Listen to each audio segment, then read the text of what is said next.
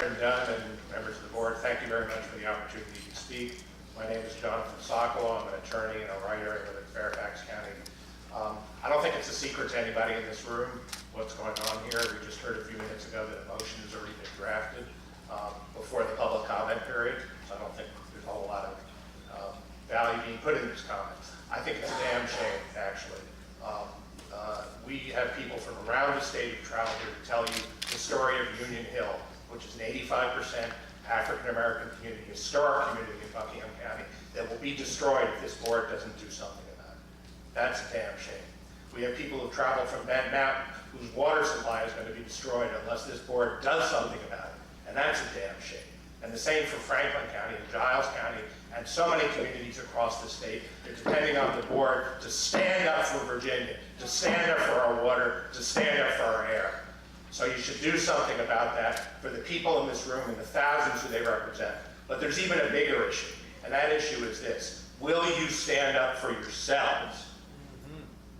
Will you stand up for yourselves? This board was created by statute, by the legislature, to oversee Virginia's water quality standards. You're being told by DEQ and Mr. Paler that you don't have authority to revoke the 401. It's not true. I've read the law. You're being told that they can't do a stop work order. That's not true. I've read the law.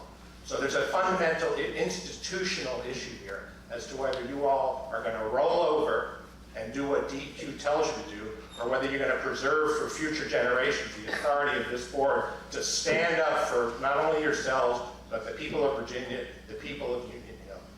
It's imperative that something be done, and you need to go back, revoke the 401 certifications, direct that a stream-by-stream analysis be done. And I just want to add one other thing. We've heard lots here today about how the national standard, NYP 12, is the same as Virginia water quality standards. I know somebody who doesn't agree with anything that DEQ said. I know a very important person who doesn't agree with a thing that DEQ said. His name is Dr. Ralph Northam, who said in February of 2017, when he wrote a letter to Mr. Paler, that he thought, when he wanted our votes, that the national permit was insufficient to protect Virginia's water quality, and that instead this board and DEQ should go by Virginia's water quality standard. So I'm perfectly happy to say if it's good enough for Dr. Ralph Northam, it's good enough for me. Thank you. I'd like to thank you for the